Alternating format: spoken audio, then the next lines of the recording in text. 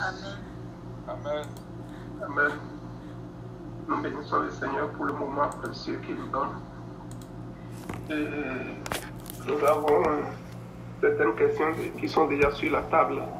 Avant de commencer par aborder les questions qui sont déjà en instance, je ne sais pas si quelqu'un a une question pour laquelle il veut d'abord qu'on réponde avant de continuer. S'il n'y a pas de questions, on pourra commencer avec la première question que le frère JP nous avait envoyée sur le site Église de Québec. La première question qui besoin de lumière au sujet des esprits de Dieu dont parle l'Apocalypse. Apocalypse 3, 1. Ça prend référence sur Apocalypse 3, 1 qui dit ceci. Écrit à l'ange de l'église de Sardes, voici ce que dit celui qui a les 7 esprits de Dieu et les 7 étoiles. Je connais tes œuvres. Je sais que tu passes pour être vivant et tu es mort. Amen. Donc c'est la première question. La personne voudrait qu'on lui explique un peu qu'est-ce que cela voudrait dire exactement. En fait, donc, c'était la première question. Donc, pour reprendre rapidement la première question, qui prend appui sur Apocalypse 3, verset 1, qui dit ceci, écrit à l'ange de l'église de Sardes, voici ce que dit celui qui a les 7 esprits de Dieu et les 7 étoiles. Je connais tes œuvres. Je sais que tu passes pour être vivant et tu es mort. Qu'est-ce que cela veut dire exactement ce verset? C'est la question qui nous est adressée ce soir. Je dépose le micro. J'ai regardé un peu sur la plateforme Église de Québec et puis j'ai vu que le frère Alou avait partagé des versets vraiment assez intéressants qui renvoient au Saint-Esprit de Dieu, dont parle aussi le passage d'Apocalypse chapitre 3. Je voudrais qu'on considère ces mêmes versets-là pour commencer. Je ne les ai pas tous sous les yeux, mais le premier verset, Apocalypse chapitre 4, à partir du verset 4. Il dit, autour du trône, je vis 24 trônes, et sur ces trônes, 24 vieillards assis, revêtus de vêtements blancs, et sur leurs têtes, des couronnes d'or. Du trône sortent des éclairs, des voix et des tonnerres. Devant le trône brûlent 7 lampes ardentes, qui sont les 7 esprits de Dieu. Dans Apocalypse chapitre 5 aussi, verset 6, il dit, et je vis au milieu du trône et des 4 êtres vivants et au milieu des vieillards, un agneau qui était là comme immolé. Il avait 7 cornes et 7 yeux, qui sont les 7 esprits de Dieu envoyés par toute la terre. Alléluia. Je pense que le frère avait donné notre passage aussi. Mais déjà, ce que je voulais dire, c'est que les 7 esprits de Dieu ici nous parlent de la clarté de la face du Seigneur. Ça nous parle de la clarté de la face du Seigneur. C'est qu'il y a d'autres passages comme Ésaïe 11 qui parle des 7 esprits de Dieu. Mais l'angle sur lequel je voudrais apporter des éléments de réponse, c'est vraiment de considérer que les 7 esprits de Dieu, qui sont aussi les 7 yeux de l'Éternel, Amen, mais qui représentent aussi cette lampe-là qui brûle devant le trône de Dieu, nous parle vraiment de la clarté de la face de l'Éternel. Alléluia. Amen. Amen. Regardons Deutéronome chapitre 11, que nous connaissons très bien, à partir du verset 10. Je vais donner un certain nombre de versets pour aller dans ce sens-là. Deutéronome 11, verset 10. Car le pays dont tu vas entrer en possession n'est pas comme le pays d'Égypte, d'où vous êtes sortis, où tu jetais dans les champs ta semence et les arrosais avec ton pied comme un jardin potager. Je continue? Oui, vas-y, vas-y. Le pays que vous allez posséder est un pays de montagnes et de vallées et qui boit les eaux de la pluie du ciel. C'est un pays dont l'Éternel, ton Dieu, prend soin et sur lequel l'Éternel, ton Dieu, a continuellement les yeux du commencement à la fin de l'année. Amen. On retrouve ici les 7 esprits de Dieu qui sont aussi les 7 yeux de l'Éternel, mais les yeux de l'Éternel. Amen. Il dit que c'est un pays sur lequel l'Éternel, ton Dieu, a constamment les yeux, a constamment les regards. Donc, il est en train de nous parler de la clarté, vraiment de la face de l'Éternel. Et lorsque le Seigneur instruit Moïse et Aaron de bénir en son nom le peuple, il a dit quelque chose de vraiment puissant qui renvoie aussi à la lumière de son visage. Amen. Sur le pays, sur le peuple. Dans Nombre, chapitre 6, je pense que...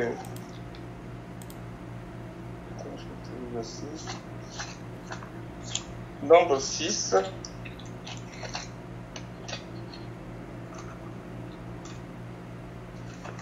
Du verset 22. L'Éternel parla à Moïse et dit, parle à Aaron et à ses fils et dit, vous bénirez ainsi les enfants d'Israël, vous leur direz, que l'Éternel te bénisse et qu'il te garde, que l'Éternel fasse luire sa face sur toi, alléluia, et qu'il t'accorde sa grâce, que l'Éternel tourne sa face vers toi et qu'il te donne la paix. C'est ainsi qu'ils mettront mon nom sur les enfants d'Israël et je les bénirai. Alléluia.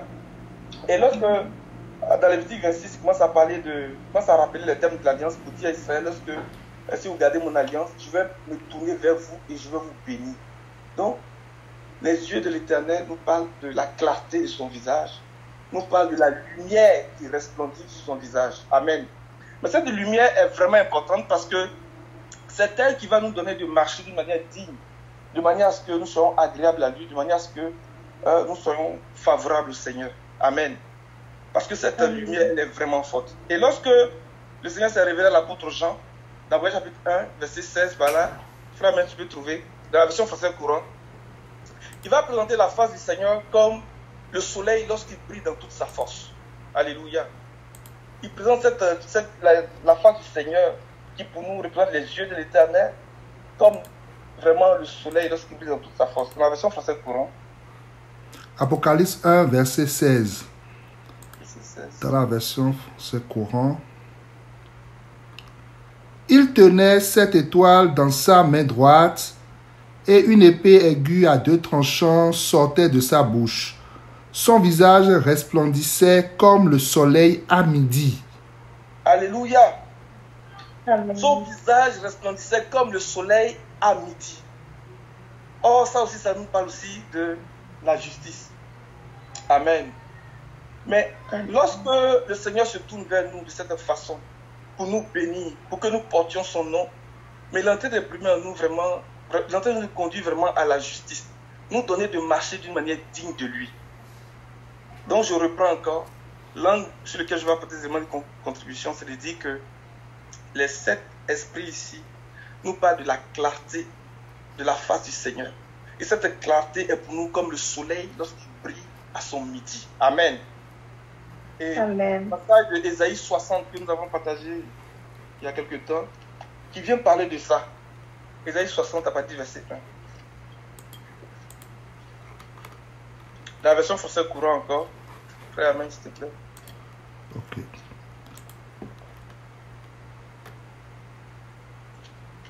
Ésaïe 60, verset 1. Debout, Jérusalem, brille de 1000 feux, car la lumière se lève pour toi. La glorieuse présence du Seigneur t'éclaire comme le soleil levant. Je continue? Oui, continue, s'il te plaît. Verset 2. L'obscurité couvre la terre, la nuit enveloppe les peuples. Mais toi, le Seigneur t'éclaire comme le soleil qui se lève. Au-dessus de toi apparaît sa présence lumineuse. Alors des nations marcheront vers la lumière dont tu rayonnes, des rois seront attirés par l'éclat dont tu te mettras à briller. Regarde bien autour de toi et vois tous tes enfants. Ils viennent et se rassemblent auprès de toi. Tes fils arrivent de loin, on ramène tes filles en les portant dans les bras. Amen. Amen. Il y a beaucoup d'enseignements à tirer là-dedans. Et cette lumière-là nous permet de marcher vraiment d'une manière digne du Seigneur.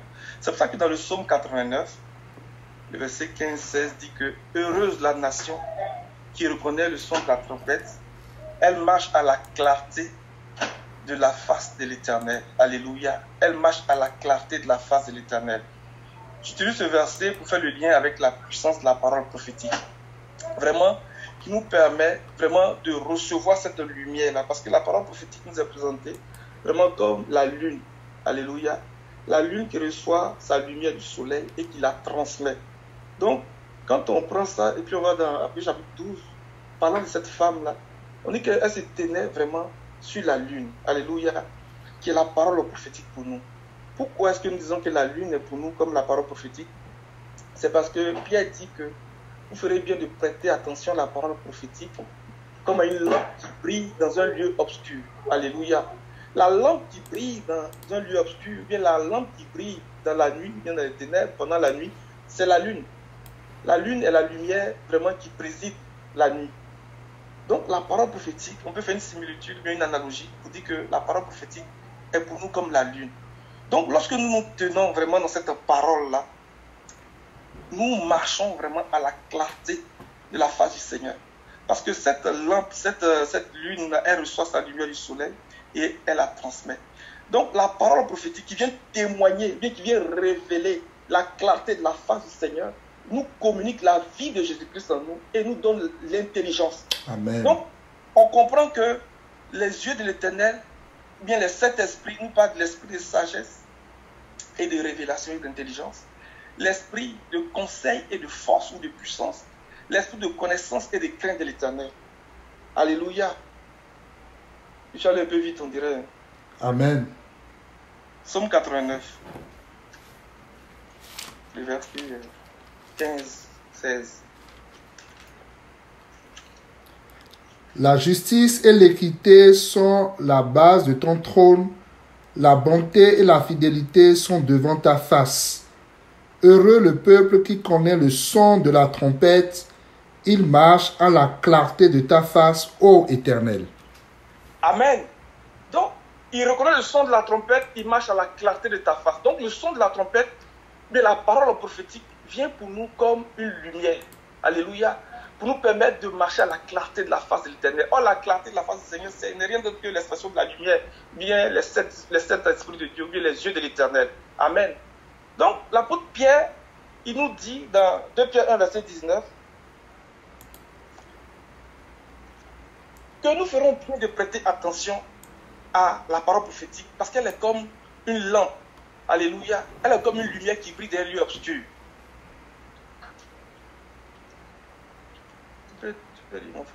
Et nous tenons pour d'autant plus certaine la parole prophétique à laquelle vous faites bien de prêter attention, comme à une lampe qui brille dans un lieu obscur, jusqu'à ce que le jour vienne apparaître et que l'étoile du matin se lève dans vos cœurs.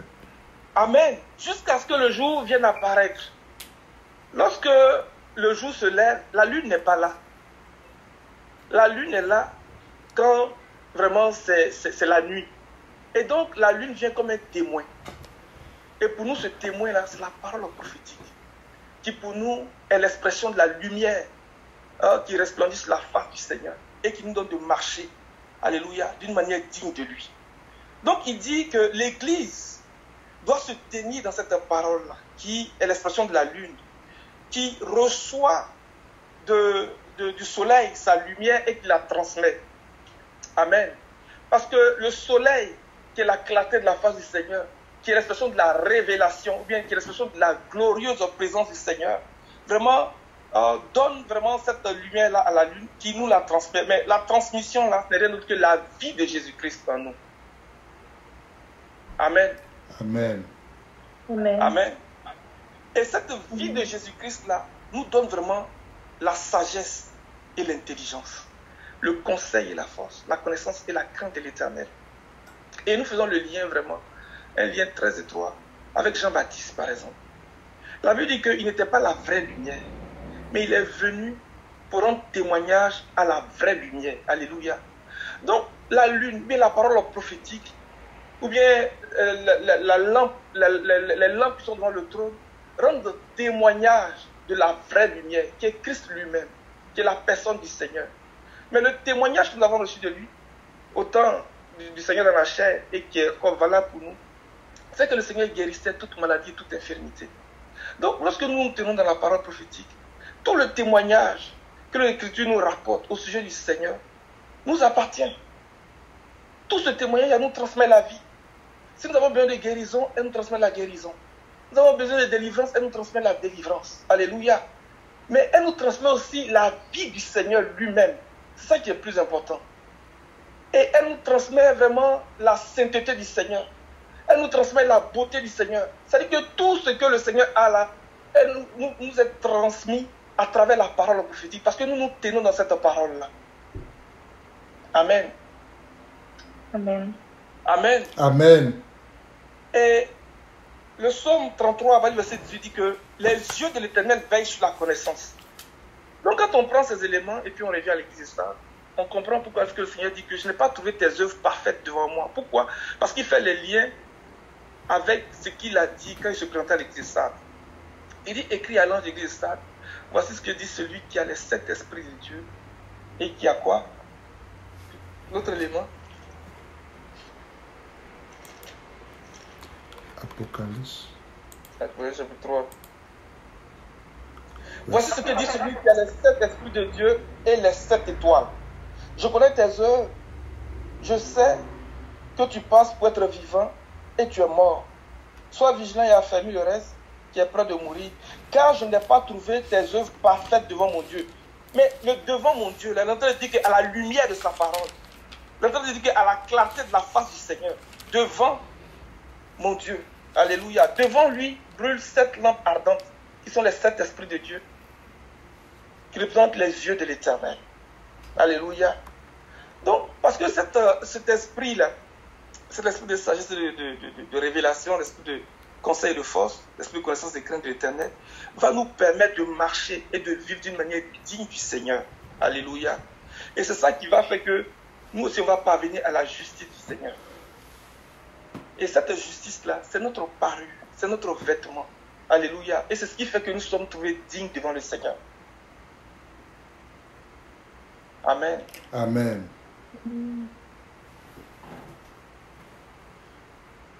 Amen. Amen. Amen. Amen. Vas-y mon frère dans le psaume 33, à partir du verset 18, et puis Proverbe 22, verset 12.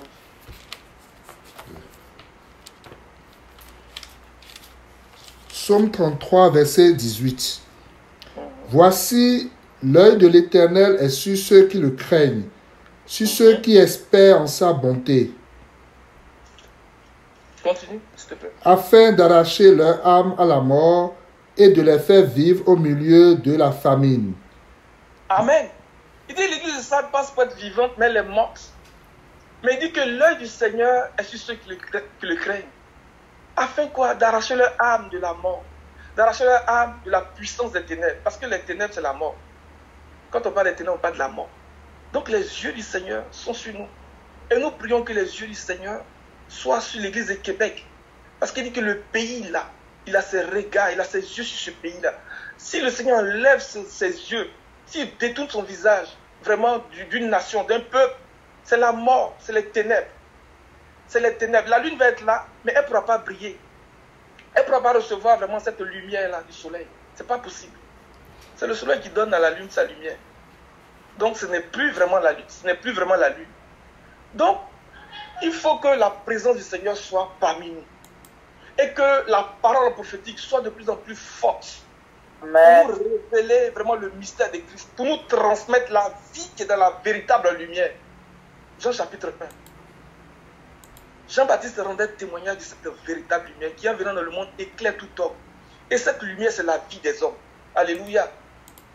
Et il dit que les yeux de ténèbres, vraiment, nous permettent de sortir de la mort. Il dit à l'église de ça, tu es mort. Parce qu'il n'y a pas la présence de la lumière. Il n'y a pas la présence de la parole prophétique. Alléluia. Amen. Amen. Proverbe 22, verset 12.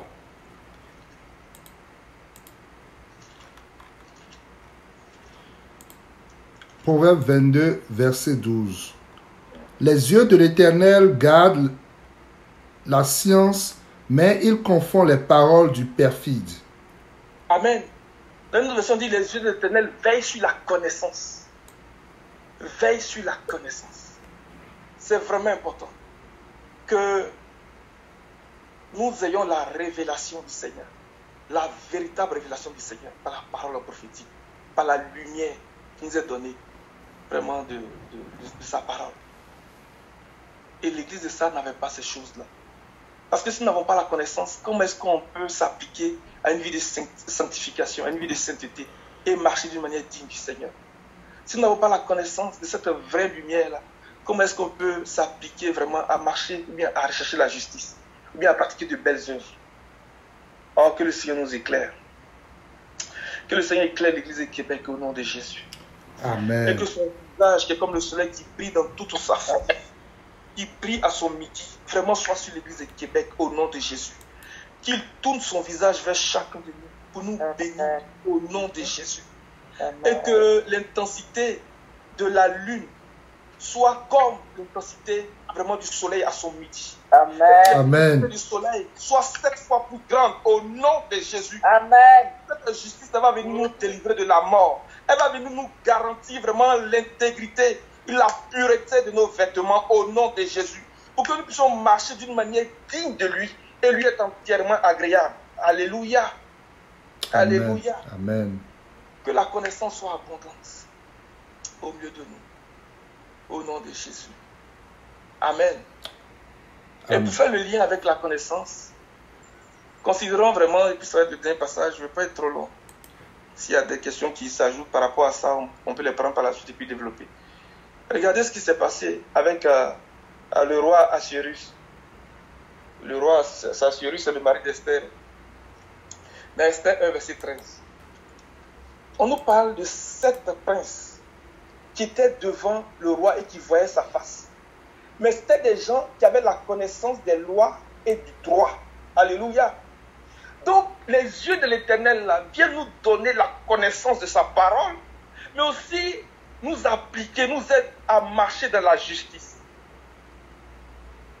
Esther 1. Esther 1, verset 13. Dans la version du second. Alors le roi s'adressa aux sages qui avaient la connaissance des temps, car ainsi se traitaient les affaires du roi devant tous ceux qui connaissaient les lois et le droit. Amen. La connaissance des temps. Il a dit à l'église de Sardes, si tu ne changes pas, je viendrai à toi comme un voleur. Mais pour nous qui sommes des enfants du jour, de la lumière, ce n'est pas quelque chose qui doit nous faire peur ou bien qui doit nous effrayer pour dire, ah, comme je ne sais pas quand il va venir, je risque de... Non, parce que nous vivons dans la lumière.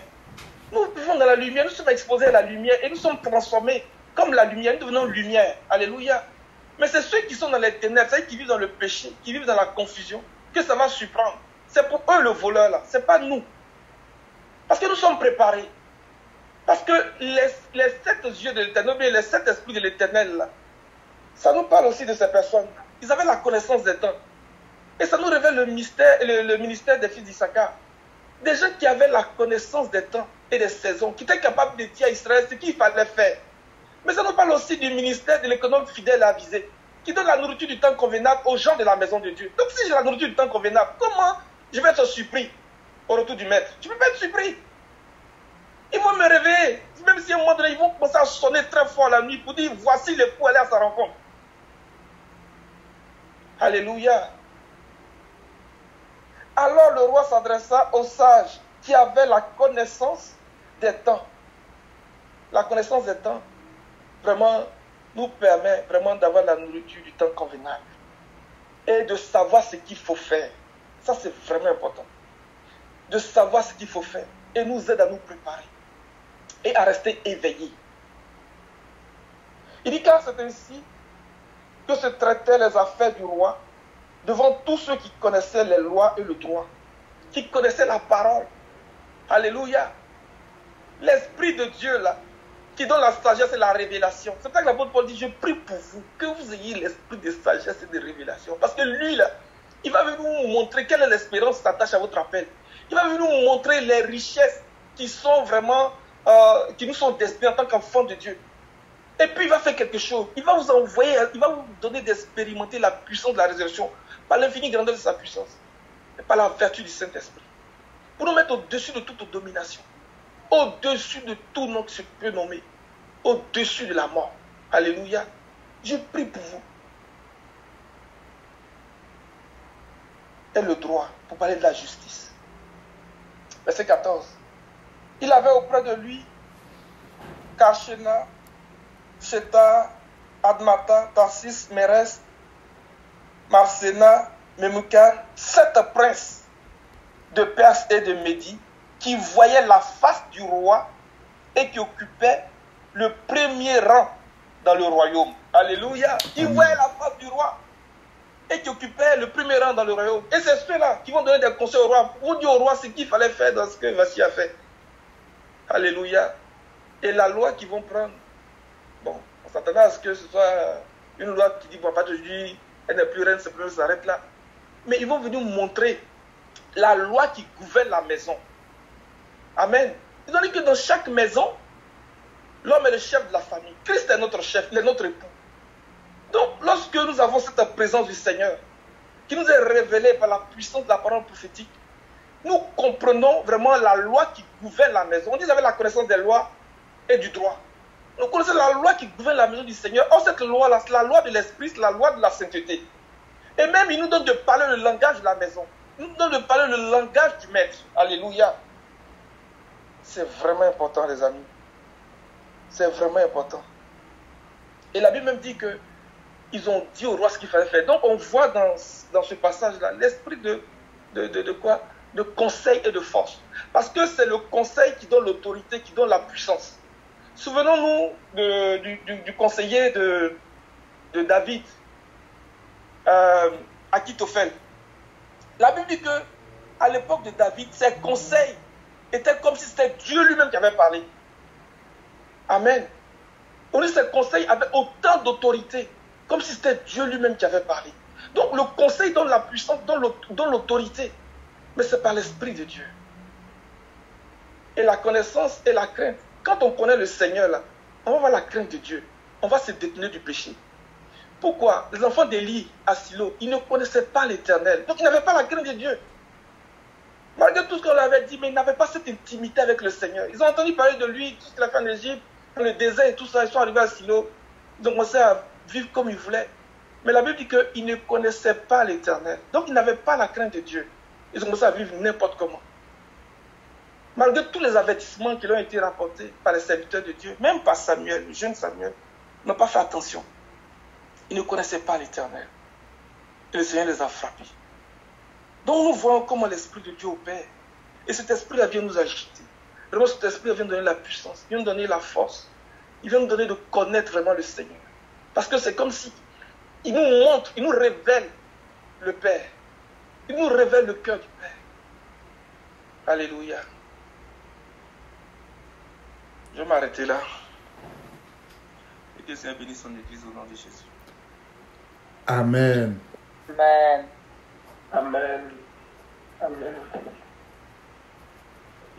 Est-ce qu'il y a quelqu'un d'autre qui voudrait apporter des éléments d'éclaircissement à la question pour compléter ce que le frère vient de donner? Amen. Amen. Nous bénissons le Seigneur. Amen. Nous bénissons le Seigneur pour toutes ces révélations qui nous font du bien. Je vais apporter quelques éléments aussi à la suite de ce que le frère Jean-Philippe a donné. C'est assez complet, il y a pas mal d'éléments, ça touche beaucoup d'aspects. Je vais prendre un angle sur un des points qu'il a présenté lorsqu'il parlait des personnes. On va retourner dans Apocalypse, le verset. Lorsqu'on lit le verset de la question, c'est Apocalypse chapitre 3, verset 1. On se rend compte que il dit à l'ange de l'église de Sardes écrit, voici ce que dit celui qui a les 7 esprits de Dieu et les 7 étoiles. Donc je connais tes œuvres, je sais bien que tu es réputé vivant, mais tu es mort. Une des choses qu'on remarque dans les 7 lettres aux églises, c'est qu'à chaque fois que le Seigneur intervient, il décline d'abord son identité. Parce qu'il va venir chercher l'identité de l'église en question. D'abord, il se dit qui il est. C'est normal, quand tu rencontres quelqu'un, on se présente là. Donc le Seigneur il se présente et lui va demander aussi, toi aussi, comment tu t'appelles. Mais on sait que le nom, ce n'est pas seulement l'appellation. Le nom, c'est aussi la manifestation, c'est le fruit. Donc le Seigneur va se présenter. Si on regarde à chacune de ces églises, quand il va se présenter, on va pouvoir retrouver un élément de la présentation dans le chapitre 1. Dans le chapitre 1, quand Jean le voit et Jean le décrit, on voit que tout ce que Jean décrit là, il va venir chercher un élément là-dedans comme élément de présentation lorsqu'il commence à se présenter. Regardez par exemple, quand il dit il est celui qui a les... Je vais donner seulement 2 exemples parce qu'on n'a pas beaucoup de temps. Chacun peut faire l'exercice après. Par exemple, quand il va parler à Jézabel, à l'église de Thyatire, quand il va parler à l'église de Thyatire, il va venir avec un visage assez, très, on va dire, en colère, parce que ce qui s'est passé dans l'église de Thyatire, c'était vraiment terrible. Regardez dans Apocalypse chapitre 1, le verset qu'on a lu tantôt, le verset 15. Non, verset 14. Sa tête et ses cheveux étaient blancs comme de la laine blanche, comme de la neige. Ses yeux étaient comme une flamme de feu. Amen. Et quand on va à l'église de Thyatire, on lit le verset 18 du chapitre 2. Écrit à l'ange de l'église de Thyatire.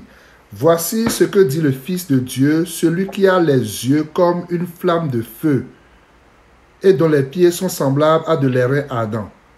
Amen. Donc, si on fait l'exercice pour chacune de cette église, à chaque fois qu'il va vouloir se présenter, il va prendre un élément qu'il a déjà présenté dans le chapitre 1. Maintenant, revenons à ce qui nous intéresse ici. À l'église de Sardes, quand le Seigneur va se présenter, il va faire la même chose. Regardons le verset 20. D'abord, un peu plus avant le verset 20, parce qu'il avait déjà d'abord, dans la présentation, il avait ces éléments-là dans la main. Au verset 16. Apocalypse 1. Verset 16. Apocalypse 1, verset 16. Il avait dans sa main droite 7 étoiles. De sa bouche sortait une épée aiguë à 2 tranchants, et son visage était comme le soleil lorsqu'il brille dans sa force. Amen. Maintenant, lis le verset 12. Je me retournai pour connaître quelle était la voix qui me parlait. Et après m'être retourné, je vis 7 chandeliers d'or. Amen. Dans certaines versions, le chandelier s'est traduit par porte-lampe. Donc, il était au milieu de 7 porte-lampes, donc de 7 chandeliers d'or. Et on dit qu'il avait dans sa main droite 7 étoiles. Maintenant, quand il va commencer à s'adresser aux églises, on va faire une précision. Le verset 20. Le mystère des 7 étoiles que tu as vu dans ma main droite et des 7 chandeliers d'or, les 7 étoiles sont les anges des 7 églises et les 7 chandeliers sont les 7 églises. Et je vais relire dans ma version ici. Il dit que quant au mystère des 7 étoiles que tu as vu dans ma main droite et aux 7 porte-lampes d'or, les 7 étoiles sont les 7 anges des 7 églises et les 7 porte-lampes sont les 7 églises. Donc, si on veut faire un exercice de correspondance, on voit que les 7 lampes-là, ça fait référence aux 7 étoiles. Est-ce que vous me suivez? Amen. Quant au mystère des 7 étoiles que tu as vu dans ma main droite et aux 7 porte-lampes d'or. Donc les 7 étoiles sont les 7 anges. On est d'accord avec ça? Les 7 étoiles là, ce sont des anges. Et les 7 porte-lampes, c'est-à-dire les chandeliers, ce sont les églises. Donc, le chandelier, ça porte les lampes. Et puis sur chaque lampe, il y avait 7. Sur chaque chandelier, on a comme 7 lampes. Un chandelier a 7 lumières. Donc, on peut porter 7 lampes là-dessus. Donc, ici, il montre qu'il y a 7, comment on appelle ça, les 7 étoiles là. Ce sont comme les 7 lampes. Quand on vient au verset, quand il va commencer à parler à chaque église, il va dire, parle à l'ange de l'église d'Éphèse. Par exemple, c'est comme s'il disait, si on veut rentrer dans la prophétie, c'est-à-dire que prendre les concepts là, c'est parle à l'étoile du chandelier d'Éphèse, Jean. Mais cette étoile là, en fait, elle est comme la lampe. Les lampes sont mises sur les porte-lampes. Donc, les lampes qui sont comme les étoiles, qui donnent leur lumière, sont mises sur les porte-lampes, c'est-à-dire l'église. Qu'est-ce que je vais dire? Le dimanche passé, le frère nous a entretenu sur la lumière.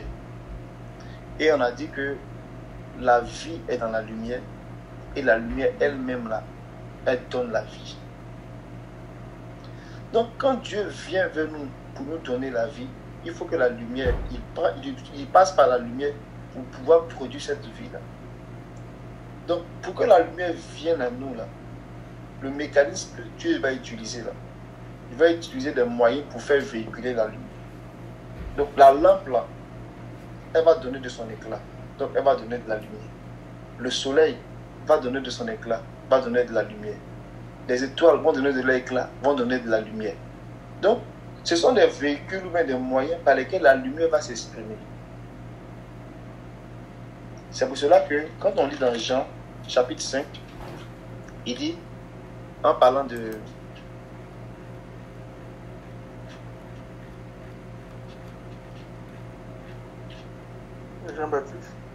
Jean-Baptiste, c'est ça. En parlant de Jean-Baptiste. Le verset 35. Jean était la lampe qui brûle et qui luit, et vous avez voulu vous réjouir une heure à sa lumière. Amen. Il dit Jean était une lampe qui donnait de sa lumière. Mais il va leur dire que vous avez plus que Jean au milieu de vous. Vous avez même la lumière même avec vous. Donc le Seigneur qui est la lumière, pour nous donner sa lumière, il va utiliser des porte-lampes, qui est l'église, mais l'église là, elle-même là, elle va mettre les lampes sur les porte-lampes. Qu'est-ce que je vais dire? Je vais dire que quand le Seigneur vient, l'église du Seigneur là, c'est la colonne et l'appui de la vérité. Dans 1 Timothée, l'église elle est puissante. L'église là, c'est le Seigneur même dans son expression. Mais aujourd'hui, quand on voit l'église, elle ne ressemble pas à... on a comme l'impression qu'elle est faible. Mais c'est le Seigneur lui-même qui est en train de s'exprimer. Mais comme l'église n'est pas encore arrivée dans sa pleine maturité, dans sa pleine puissance, on ne le voit pas. Mais il dit, je bâtirai mon église et les portes de l'enfer ne vont pas prévaloir contre elle. Donc, j'étais en train de donner un verset sur 1 Timothée. 1 Timothée.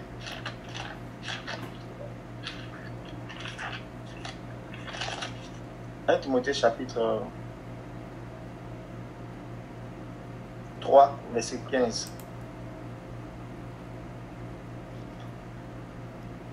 Mais afin que tu saches, si je tarde, comment il faut se conduire dans la maison de Dieu, qui est l'église du Dieu vivant, la colonne et l'appui de la vérité.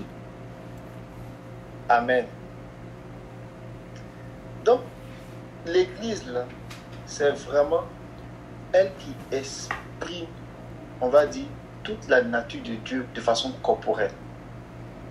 Mais pour que l'église soit en mesure de pouvoir faire cette, on va dire, chose-là, d'exprimer Dieu pleinement, Dieu met dans l'église qui est le porte-lampe, il met des lampes.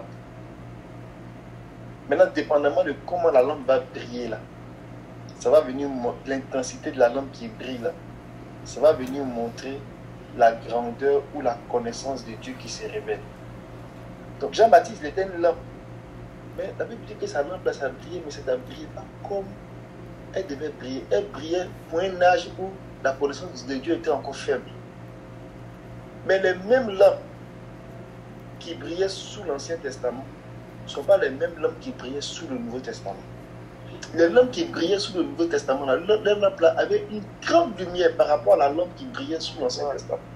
Alléluia. Donc quand on vient dans le Nouveau Testament, le porte-lampe qui est l'Église, qui porte les étoiles, qui porte les lampes, quand les lampes sont en train de briller, ça dit quand les ministères, les hommes que Dieu a comme prisonniers, il est monté et il les a relâchés en don pour l'Église. Quand ils commencent à briller d'une certaine façon, c'est eux qui apportent la lumière de Dieu au milieu du monde. Donc, il dit qu'il les tient dans sa main droite, ce sont les ministères. Donc quand il vient, il dit, écrit à l'ange de l'église, il ne parle pas d'un ange esprit, au sens qu'on a peut-être l'habitude de comprendre, mais il parle ici des anges comme serviteurs. Mais pas n'importe quel serviteur, des anges comme ministère. Et puis, ce n'est pas une personne, mais c'est un corps. C'est un corps de serviteurs. Mais ils ont une grande lumière. Et c'est eux, j'ai envie de dire, qu'il faut briller la lumière de Dieu du milieu du peuple. Alléluia. C'est pour cela que quand nous prions pour les ministères, on ne prie pas pour un homme.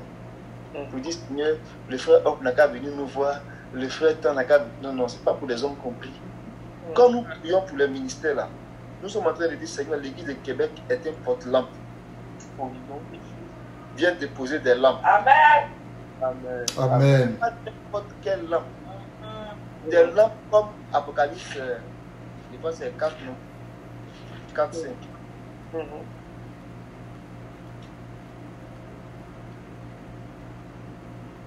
4, 5. Du trône sortent des éclairs, des voix et des tonnerres. Devant le trône brûlent 7 lampes ardentes qui sont les 7 esprits de Dieu.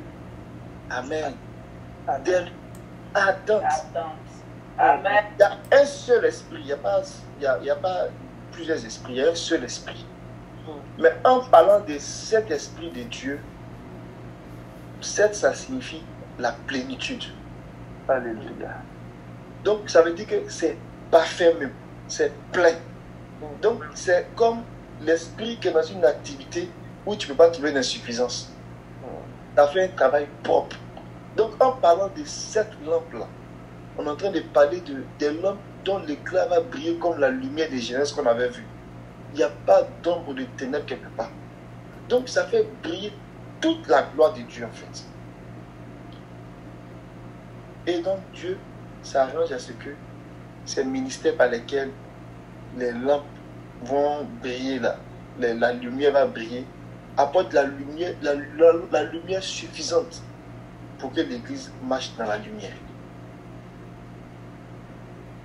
Mais les 7 lampes-là, on dit que ce sont les 7 yeux de l'agneau, mais l'agneau lui-même, là, dans d'autres versions, on dit que dans Zacharie, par exemple, en parlant de ces 7 lampes, on dit que ce sont les 7 yeux, mais 7 lampes aussi. Mais pourquoi on dit yeux? Parce qu'en fait, dans Matthieu dans Matthieu chapitre, je crois, chapitre 6, pour appuyer ce que le frère disait là. Il y a une image que je porte que j'aime bien quand le Seigneur parle de ça. Il dit au verset 22. L'œil est la lampe du corps. Si ton œil est en bon état, tout ton corps sera éclairé. Amen. L'œil est la lampe du corps. En d'autres termes, là, le corps, là, vous voyez ça comme le chandelier. Vous voyez ça comme l'église. Et l'œil, là, vous voyez ça comme les ministères. Quand les ministères sont puissants, c'est eux qui donnent la vision au corps. Vous suivez, vous voyez un peu l'image, non? Amen. Quand les ministères sont puissants, c'est eux qui donnent la vision au corps, à l'église. Donc si on a des ministères faibles, là, ça devient un peu comme Élie. Quand on dit, regardez un peu, au temps de Samuel, et puis je vais m'arrêter là. Il y a beaucoup à dire, mais je voulais prendre ce petit angle-là pour montrer que, mes amis, c'est Dieu, la parole prophétique, là, les images que le Seigneur donne là, il y a tellement de choses à dire. Avec une seule image là, il peut vous faire rentrer dans les profondeurs. Il dit un homme, il dit venez, je vous dire à quoi ressemble un homme qui est sage. Mais ça n'est pas là. Il dit mais qui a creusé et qui a creusé profondément. Il donne des images pour que ça nous permet de plus de creuser profondément, pour qu'on aille trouver le rocher dur sur lequel on va bâtir la maison. Amen.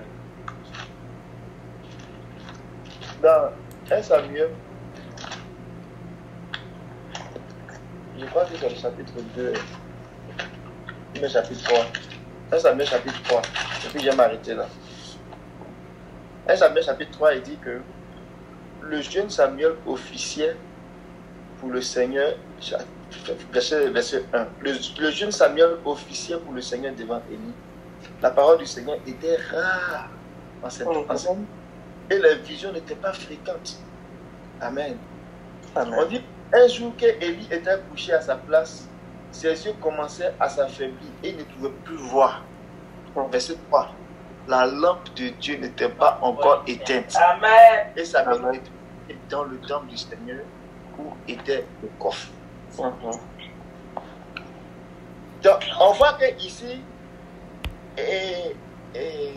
Élie, qui était un type de ministère, Samuel aussi était un type de ministère.